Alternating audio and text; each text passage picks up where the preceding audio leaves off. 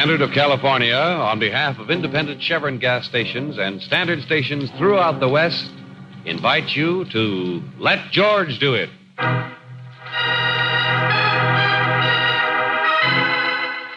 Stranger Than Fiction, another adventure of George Valentine. Personal notice, danger's my stock and trade. If life's twisting you like a tornado and you want out, you got a job for me, George Valentine. Write full details.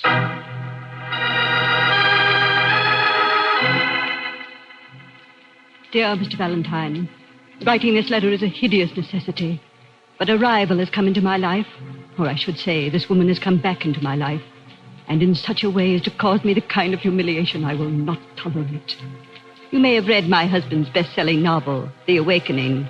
Everyone else seemed to have.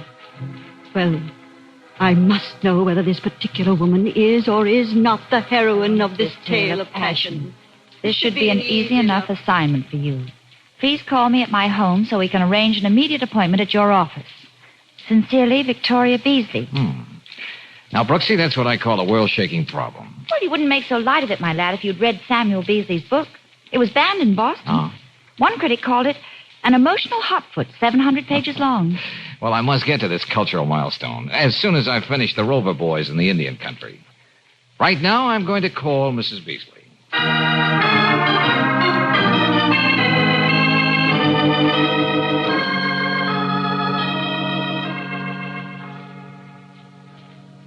Okay, Mrs. Beasley, I'll just sit here and wait until you stop prancing up and down. Mr. Valentine, you don't seem to appreciate the position my husband's placed me in with this book. Here, Mrs. Beasley, have a chair. Nobody's made you look ridiculous.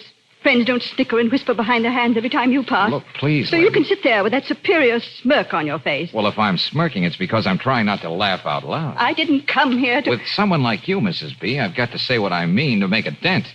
Oh, Brooksy, you read the society columns. Oh, sure. A girl's got to be improving her savoir-faire, you know. All right. Now, how is Victoria Beasley usually described, this time without the routine? Really now, Mr. Valentine. Well, without the routine.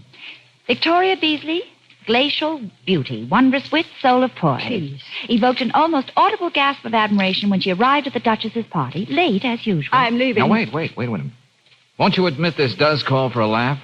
A woman with all those assets getting green-eyed over a fictional gal her husband dreamt up in a novel? Sam is a broker, not a writer. Oh, say that about Samuel Beasley on a quiz program, and the man will come up with, too bad, better luck next time. I cured him of all his literary pretensions 10 years ago when he married me. Lord knows where he found time to write this book. He did it out of sheer malice. You mean you thought you had a colorless milquetoast character for a spouse, and now he's the pop of a bestseller, stealing all the limelight from you? No, that's not it at all. Then what is it? The Diana in Sam's book actually exists. Everything that happened between her and the hero actually happened. Almost every critic said it has the ring of truth. Oh, well, that doesn't mean that The whole situation. A community like our own, Deer Lake Park. The description of Diana. A cold, distant wife who didn't know what was going on. The glacial beauty, huh? You sound as though you knew the heroine. I think I do. And that's where I need your help, Mr. Valentine. Well, look, haven't I tried to explain So many that- things are so very clear now. For instance, every Thursday for the last year, Sam's received a telephone call at 5:30. He's always made a point of answering it himself. Well, does it have to be another woman? It could have been his bookie. They're very punctual, too. Once I reached the phone before he did. The party hung up. I'm sure it was a woman. The woman. You recognize the perfume, no doubt. Let me finish. Every Thursday night, he's made an excuse to go into town and never once mentioned what he did. Well, of course, you keep Sam informed of all your movements. That's aside from the point. Your commentary doesn't interest me. I just want you to find out if Diana in Sam's book is or isn't Peggy Wilkinson. And who's that lady? Her family has the estate next to ours at Deer Lake Park. She's always loved Sam. Probably would have married him if I hadn't come along. You mean except for the last year, Peggy's been content to forget, if not forgive. Peggy's the kind of girl who's willing to wait things out. She makes a career being naive, wholesome, and athletic. And you think she's the Diana in The Awakening? You may have seen Miss Wilkinson in the Sunday supplements. She's always carrying not one, but 6 tennis rackets. Say, tell me, Mrs. Beasley, what's it going to do for your pride to find out if all this is true? Or is it a little feminine mayhem you have in mind? What I have in mind is none of your business. Question is, are you interested in a flat fee? Oh, excuse me, will you? Valentine. Oh, yeah, Riley. Well, what's on your mind, Lieutenant? What? Hey, look, start from the beginning, will you? And this time, stop for the red lights. Huh? Oh, now, wait, I can't answer that. Looks like I'm going to take the case, or I might be violating the confidence of my client. Okay, stop yelling, will you? We'll be right out there. Mrs. Beasley? Yes?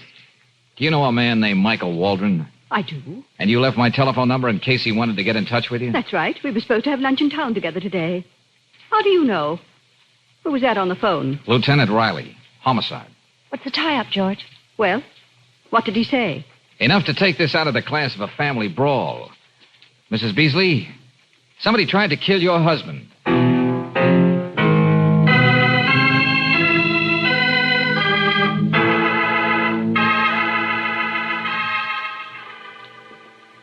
Well, while we're waiting for Miss Brooks to get here with Miss Wilkinson, what about some drinks? Oh, Sally. Yes, ma'am. Right away, ma'am. Just a minute here. Yes, Lieutenant? Mrs. Beasley, suppose we forget about the social graces until we get rid of the business at hand, huh? The business being to prove I took a pot shot at Beasley here. Take it easy, Waldron. Hey, Lieutenant, Mr. Beasley's been strangely quiet. Would you mind him telling us what happened? Oh, that's going to be just dandy. He'd like nothing better than to pin it on me. Michael, please. Let's face it, Vicky, he resented every moment we've been together. Why should I, Waldron? You're 5 years younger than my wife. Our friends applaud her choice for a companion when I'm occupied. You're handsome, very charming. Okay. You guys can knife each other some other time. Are you sure nobody wants anything? What, are you still here? I told you that no, Sally, nobody wants anything. I was talking to Mr. Beasley. You can go now, Sally. Just as you say, Mr. Beasley. Mr. Valentine, a moment ago you asked me for my version of what happened here in my study. Yeah, it seems to have been lost in the shuffle. I can be very brief about it. I was sitting there at my desk, typing, doing some work on a new story. Suddenly there was a shot through those French doors. I didn't see anybody, and I assure you I didn't stop to investigate. I get it. I made a beeline for the drawing room. And strangely enough, a minute later, in walked Waldron. Here we go. Let me ask you something, Beasley. I'll ask the questions if you don't mind, Valentine, and when I'm through, I've got something to ask you. Why you're mixed up in this at all, Mrs. Beasley. I don't think I can be of much help, Lieutenant. When I left for Mr. Valentine's office, Sam was here in the study. I decided I wouldn't bother him. Didn't you even tiptoe up and peek in to say goodbye? I told you. He was working. I could hear him at the typewriter. As far as I'm concerned, I was merely dropping by to pick Vicky up for lunch. I didn't even hear a shot. Of course, it might have been one of my readers expressing a critical opinion. Please, Mr. Beasley, don't try to be funny. You know, you people rank pretty high socially in our fair city. That's why I'm here. Ordinarily, you'd have to be a corpse before I arrive. Just 1 minute, Mrs. Beasley. I'll take that. What do you mean? Whatever it is you're trying to slip into your pocketbook, I'd like to see it. You haven't anything to hide, have you, Mrs. Beasley? Why, no. This is just a... A gold cigarette lighter. Yes. I must have dropped it over there by the doors. Very interesting. Initials M.W. Lieutenant, you needn't look at me like that. It's not mine. Well, we'll see about that, M.W.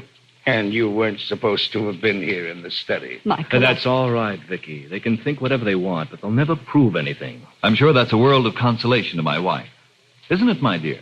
Well, suppose we go back downtown together, Waldron. While we check on this lighter, you and I have a few things to talk about. Why not? Oh, Lieutenant. Yeah? I admit this lighter might point very definitely to Waldron, but it doesn't stop there. What do you mean? All right. Where does it stop? I'll be able to tell you better when Brooksy gets here.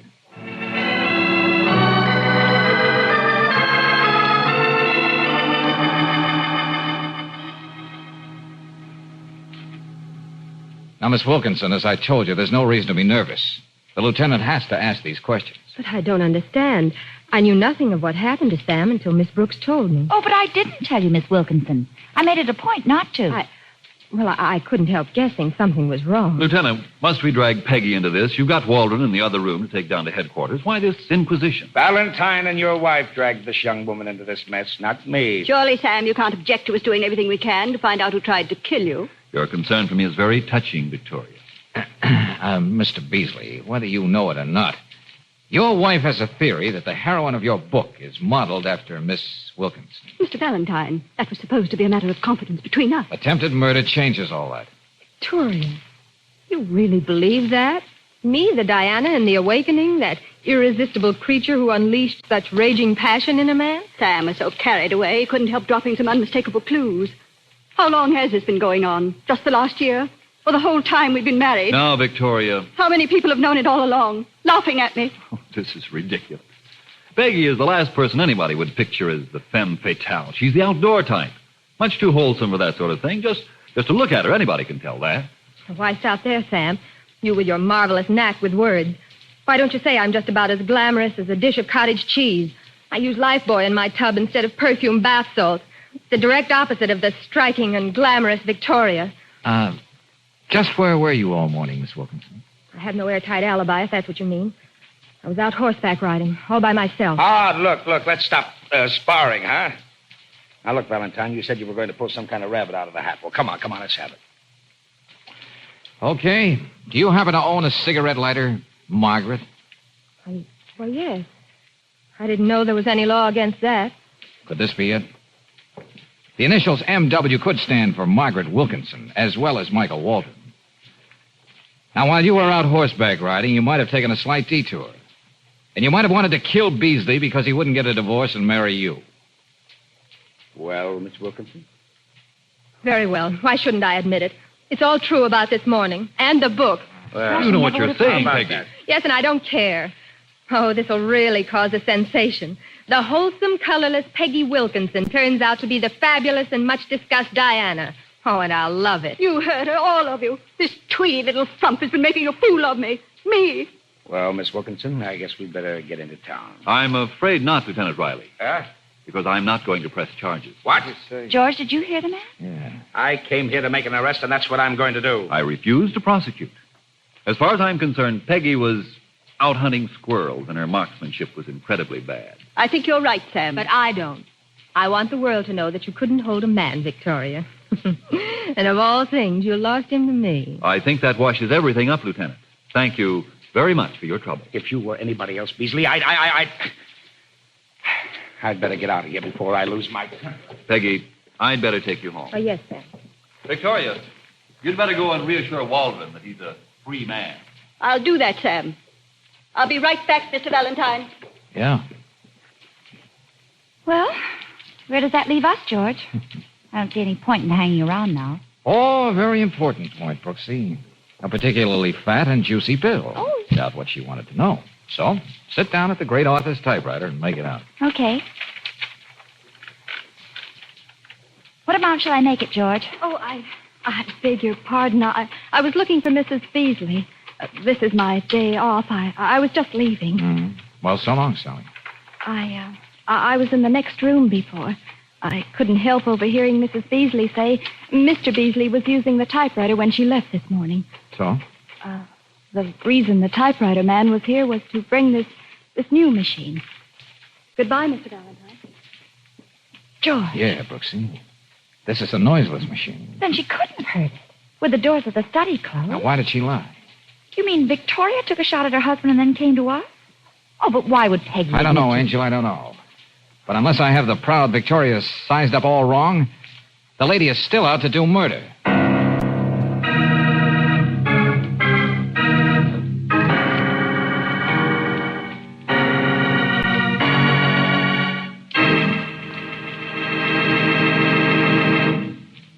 We'll return to tonight's adventure, George Valentine, in just a moment. You like your car. Probably everybody in your family and most of your friends like it. But there's someone who doesn't like your car, and his name is Old Man Rust. He's most destructive when your car is standing idle for long hours. He sneaks in with condensed moisture and starts nibbling at internal engine parts the moment you cut the ignition. But if you've got RPM motor oil in your car, don't you worry. So when you cut the engine, RPM doesn't drain off vertical parts. It stays on the job and prevents rust from ever getting started. Other compounds in RPM, motor oil, prevent gummy carbon and lacquer formations, put a stop to corrosion and oxidation. It adds up to complete protection, another reason why RPM is first choice in the West. Ask for RPM at standard stations and independent Chevron gas stations where they say and mean, we take better care of your car.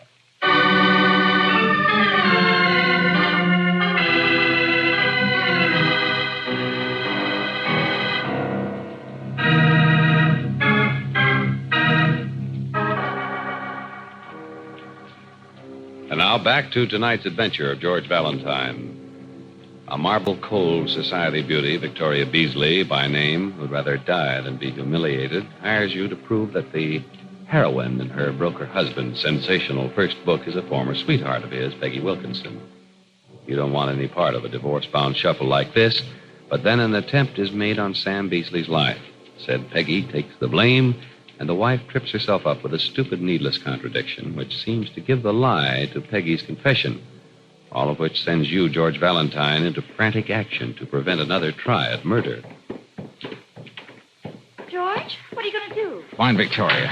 Okay, Walden, where is she? That's what I'd like to know, Valentine. What did you say to Victoria? She just brushed past me, told me to stay here until she got something cleared up once and for all. Yeah, that's what I was afraid of. Well, wasn't Mrs. Beasley more specific? Where was she going? What was she going to do? That's all she said. But you've got to stop hounding her, Valentine. Me? Hounding her? You're a little mixed up, Mr. Waldron. Victoria came to us. Well, there's no time to go into detail. Why don't you admit it? Her husband hired you to spy on us. You can't do that to the kind of person Victoria is. She's easily upset. And I'm not going to let you. Now, look, Buster, I got places to go in a hurry. You're not going anywhere. You're going to leave Victoria alone. You're a big, well-built lad, Waldron, but don't try to maul me. You're staying right here, even if I have to. Sorry, but you forced me into this corner, pal. I told you I got places to go.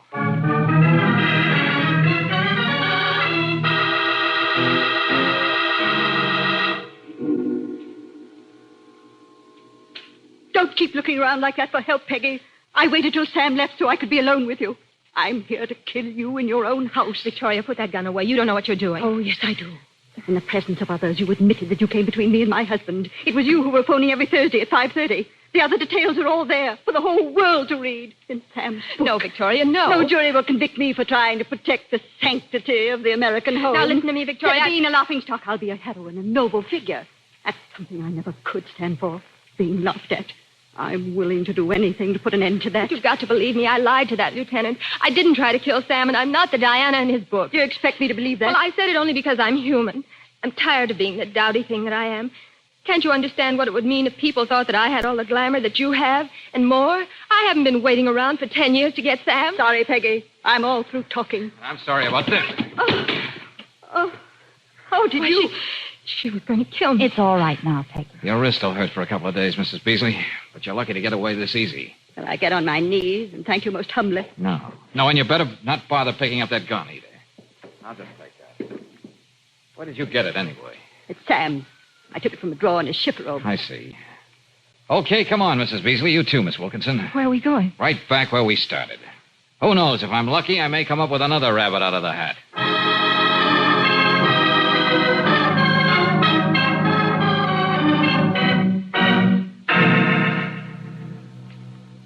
Well, ladies and gentlemen, I don't like hogging the floor, but the time has come when you're going to have to do the listening. Well, get it over with, Mr. Valentine. I'm sick of this whole thing. I'm sure the ladies, too, are anxious to hear what you have to say. Well, you should be more than anxious, Mrs. Beasley. You should be shaking with fear over what you might have done today. You mean committing murder? I had every intention to. Victoria, you can't go on feeling that way about me. I told you you're all wrong. Stop sniveling, Peggy. You're safe.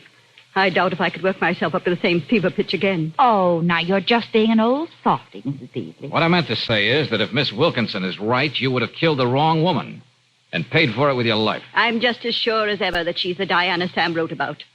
And about that attempt on your life, Mr. Beasley. Oh, yes, we mustn't forget that. If Miss Wilkinson has recanted her confession and Waldron here is staunch in his denials... I certainly am. That leaves only you, Mrs. Beasley. Oh, you placed much too much importance on my hearing Sam's typewriter.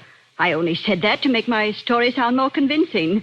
I didn't want to be implicated in something I had nothing to do with. Well, it seems we're right back where we started from, with a full-blown mystery on our hands. Maybe it would be best just to forget it. I don't know about that. Stay where you are, Victoria. No, I'll answer that, Mr. Beasley. Oh, yes, but 5:30. Thursday. Same call, same time. Every week. Yeah, the other woman. Hello? Is that you, Sam? No, but I've got a question for you, lady. Oh,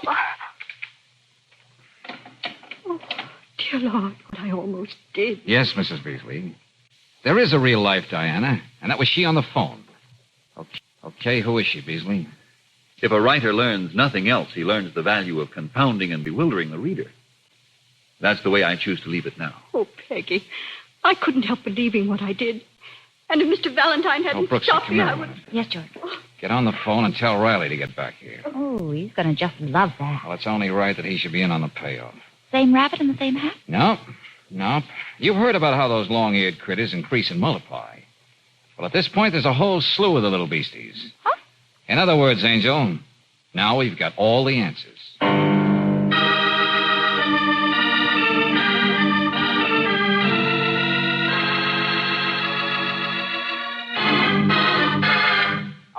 All right, Valentine. I get the picture of what happened between Mrs. Beasley and Miss But Wilkinson. I told you, Lieutenant, I'm not going to do anything about it. Awakening. Certainly under the circumstances, I'm not going to do anything about it. Oh, most certainly. There have been 2 murder attempts, and we're supposed to just laugh it off, huh? Lieutenant, do I still have to hang around here? As far as I'm concerned, you can drop... Surely, Waldron, you don't want to miss the exciting explanation Valentine's promised us. Yes, why don't you say something, Mr. Valentine? What have you got on your mind? I don't think you can stall much longer, darling. Okay, I admit I have been stalling. But for a very good reason. Still, if the time has come. Beasley, you staged this whole business. Nobody tried to kill you. What? You fired that shot through the French doors. You're going to have trouble proving an obvious absurdity like that. Okay, if someone really wanted to kill you, some person in this room who knew you, he would have walked right up to you and let you have it, not resort to any hit-or-miss tactics.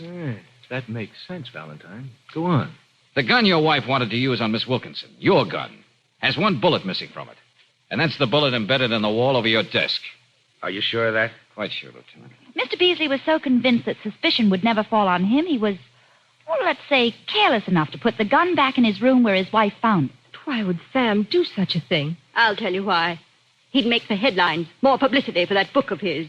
Yes, dear, that thought did occur to me. The sensation the awakening caused was beginning to die down. Something like this would have started people talking all over again. Make me seem even more ridiculous. It was fit payment for the 10 years you lorded it over me, making me a laughingstock among our friends. And I was to be the patsy in the deal. I've been waiting for this, Beasley, and now is a Good good... put, Buster. And the lighter, Sam? Were you going to purposely implicate me? No, Peggy. I never thought of you as Margaret when I planted that lighter with the initials M.W.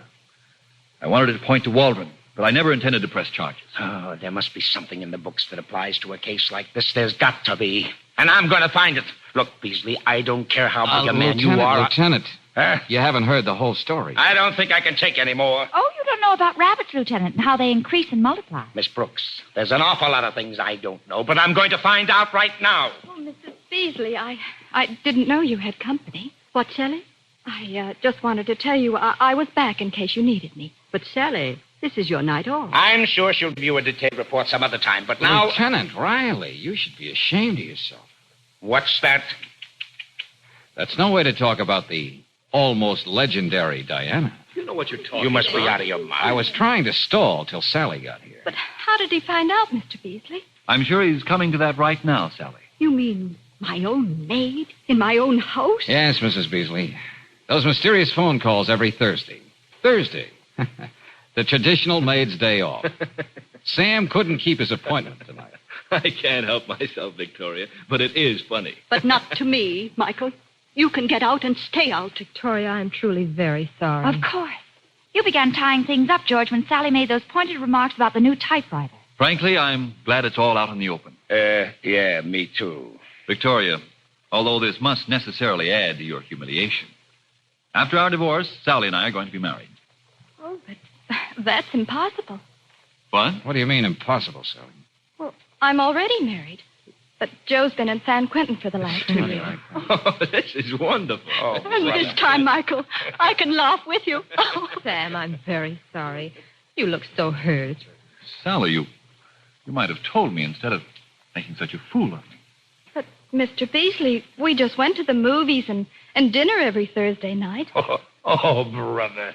And after all, it isn't every girl who has such a beautiful book written about her.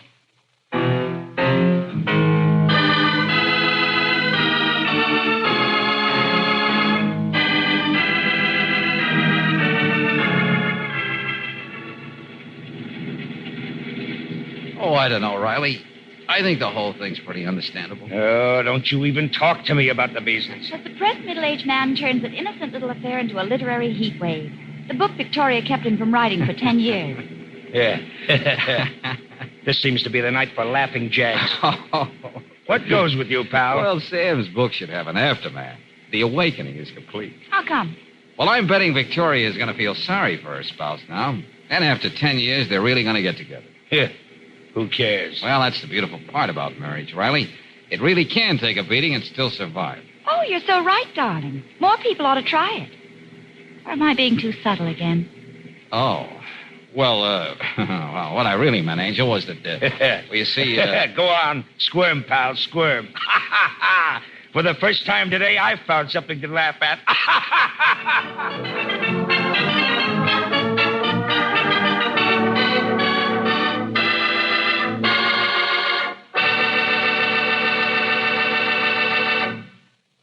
If you want to be off to a good start, a fast start, every time you use your car, just make sure it's Chevron Supreme gasoline you've got in the tank. This premium quality gasoline turns the engine over the moment you press the starter. Gives your car a faster warm-up, too. More pep in traffic. A new ping-free power that lifts your car over the hills. Try Chevron Supreme and you'll agree it gets the best out of your car. Another thing, it's climate-tailored.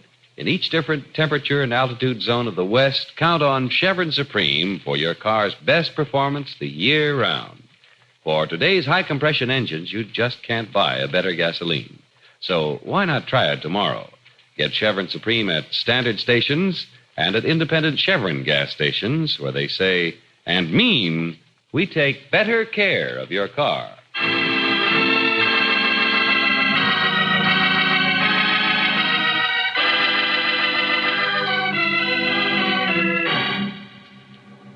Next week, as George Valentine is poking through the tall grass in a vacant lot, we'll hear him saying to Brooksy, well, looks like we walked into something, Brooksy. What? That looks like part of a man's shirt. The collar of a man's shirt with blood on it. Golly. Stephen must have torn the collar off so he could cover the wound. And the shirt came from Jonathan's.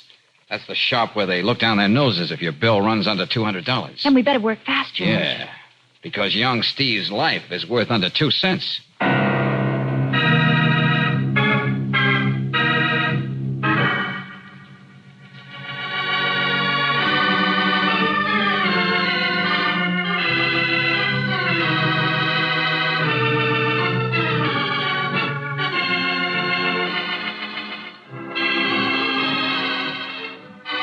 Tonight's adventure of George Valentine has been brought to you by Standard of California on behalf of independent Chevron gas stations and standard stations throughout the West. Robert Bailey is starred as George with Frances Robinson as Claire. Wally Mayer appears as Lieutenant Riley. Let George Do It is written by David Victor and Herbert Little, Jr. and directed by Don Clark. Also heard in the cast were Lee Patrick as Victoria, Frank Martin as Sam, Peter Leeds as Waldron, Mary Shipp as Peggy, and Bernice Barrett as Sally. The music is composed and presented by Eddie Dunstetter. Your announcer, John Heaston. Listen again next week, same time, same station, to Let George Do It. This is the Mutual Don Lee Broadcasting System.